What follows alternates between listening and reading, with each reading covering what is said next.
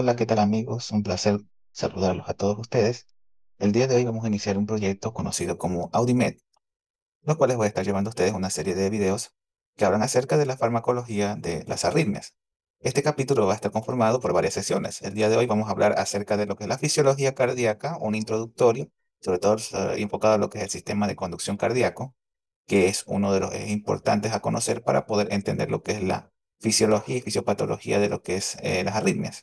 Y por consiguiente, la aplicación de los diferentes tipos de fármacos y los diferentes tipos de patologías que se van a corregir con estos. Sin más, iniciemos ahora.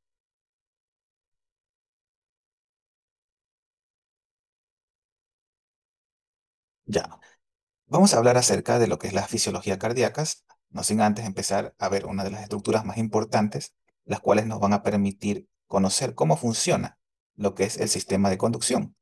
El sistema de conducción es un sistema que viene intrínseco en el corazón, el cual va a estar conformado por haces.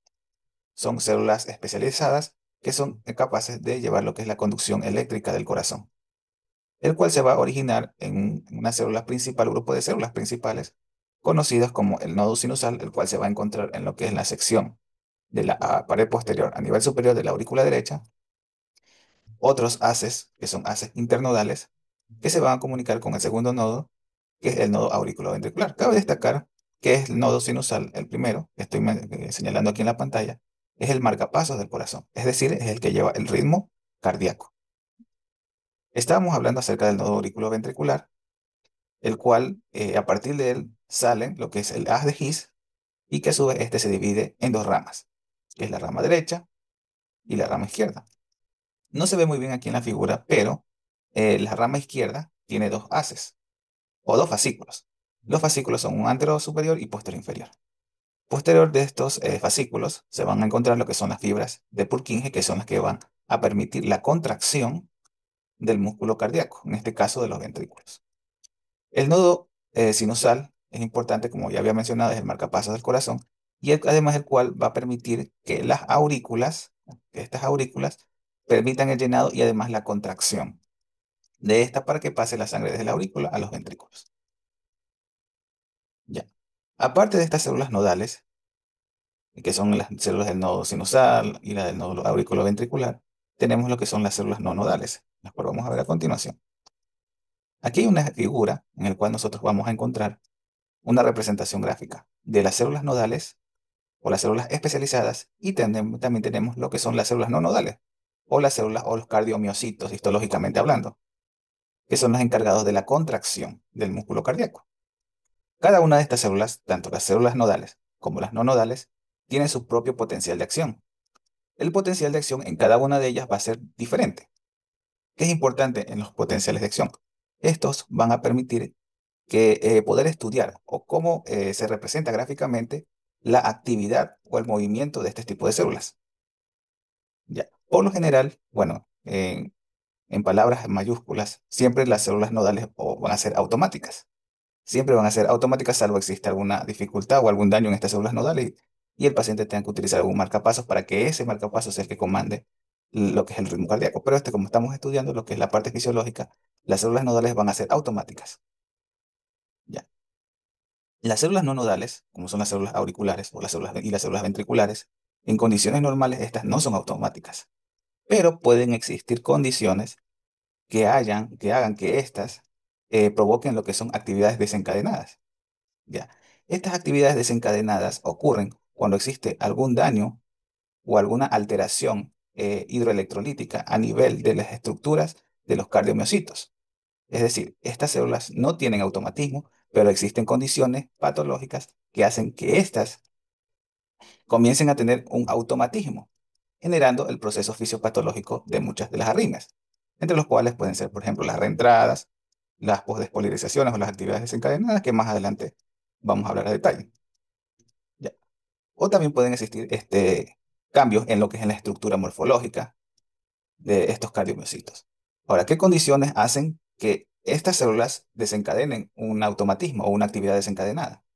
Tenemos la hipoxia, las toxicidades, en el caso por digitálicos, una de las más comunes. El infarto agudo de miocardio provoca un trastorno electrolítico, trastorno de las bombas que se encargan de lo que es regular la cantidad de sodio y potasio dentro y fuera de las células miocárdicas, provocando esas alteraciones en los potenciales de acción.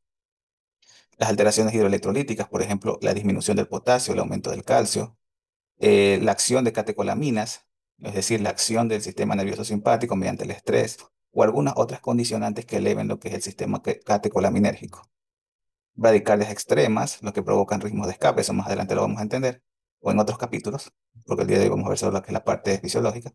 Las miocardiopatías, como ya les había dicho, en la parte estructural de los cardiomiocitos, estas fallas estructurales hacen que cambie lo que es la parte electrolítica y los potenciales de acción de estas células. Hay otras enfermedades que se originan a través de lo que son enfermedades congénitas, como el síndrome de Cutie largo, cuando existe disminución de la salida de potasio durante la repolarización, provoca síndrome Cutie largo, conocido a nivel de electrocardiograma, lo cual puede desencadenar en arritmias como el Torsades de Point, y esto a su vez lleva a fibrilaciones ventriculares, que después estaremos detallando más adelante. Existen fármacos también que pueden desencadenar estas actividades automáticas en los cardiomiocitos, como son los antiarrítmicos tipo 1, tipo 3, antidepresivos tricíclicos, antipsicóticos, hay también incluso fármacos antibióticos, como el caso de los macrólidos o como el caso de las fluoroquinolonas, que también provocan o pueden provocar estas actividades desencadenadas.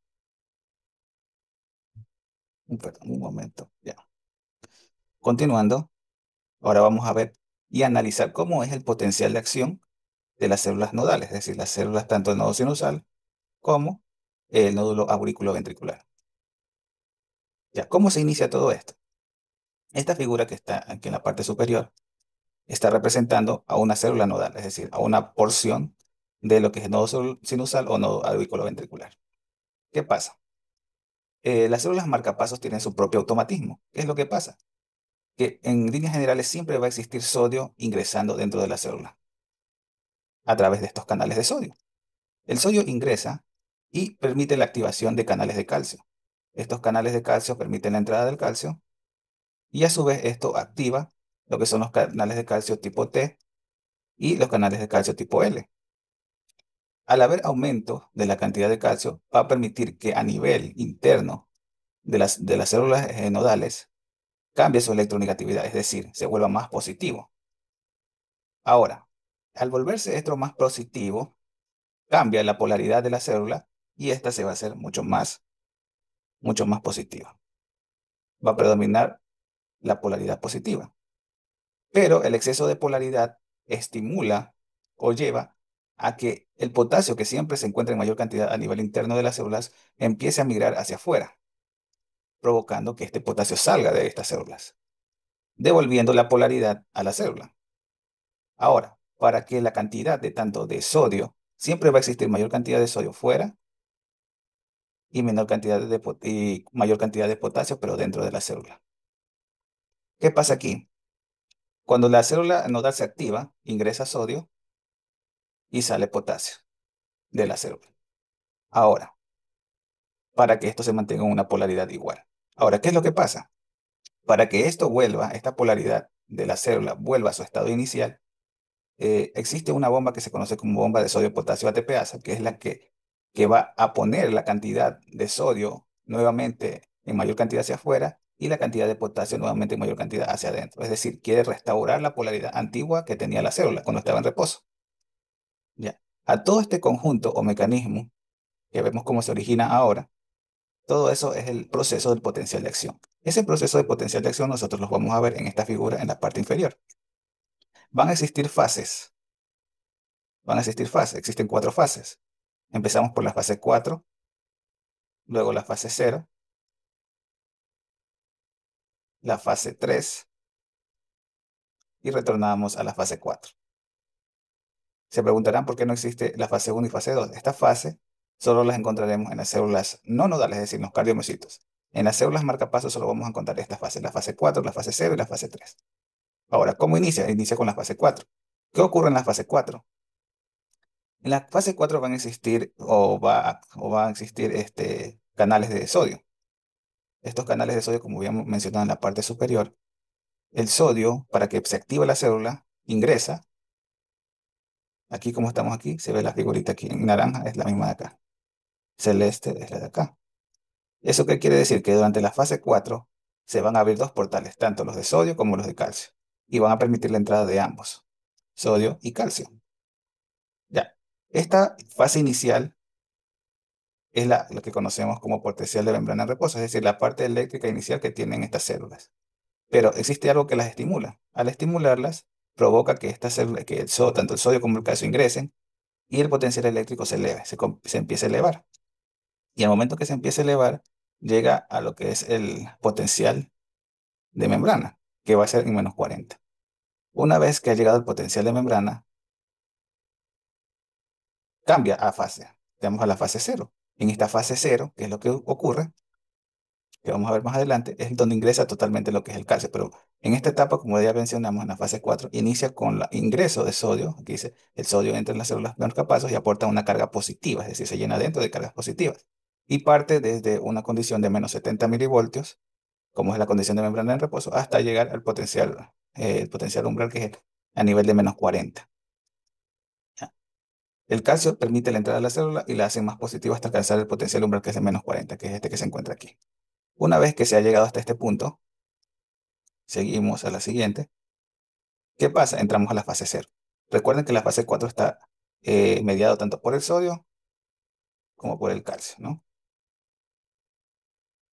Luego entramos a la fase cero, que es donde van a existir los canales de calcio tipo L. Estos canales de calcio tipo L se van a aperturar, que son estos de aquí. Aquí L. Este es calcio tipo L. Se van a aperturar, van a ser dependientes de voltaje, es decir, que estos solamente se van a abrir cuando haya entrado el sodio y haya entrado calcio a partir de los otro tipo de portales. Ya, una vez que se abre el canal de calcio tipo L, permite el movimiento ascendente de la gráfica y llega hasta el potencial de cero. Es decir, las cargas comienzan a hacerse positivas dentro de lo que es la célula, en este caso las células marcapasos. Ya, ya como habían dicho, es tanto la fase uno como la fase 2 van a estar ausentes. Una vez que llegamos aquí hasta este punto ya la célula se ha despolarizado. Esta es la fase de despolarización. Es necesario que esta energía o que esta conducción del potencial de acción debe regresar a su estado inicial. Ahora, para que vuelva a su siguiente estado, pasamos a otra fase que es conocida como la fase 3. Esta fase 3, como ya lo había explicado, permite la salida de lo que es el potasio. Aquí. Permite la salida del potasio, provocando que nuevamente, como todo esto es puro positivo porque se llenó tanto de sodio como de calcio tipo T y calcio tipo L, entonces hicieron que el voltaje se haga más positivo. Por eso ustedes ven que va desde menos a más. Llega un punto que se llega a su umbral, hasta ahí nomás llega.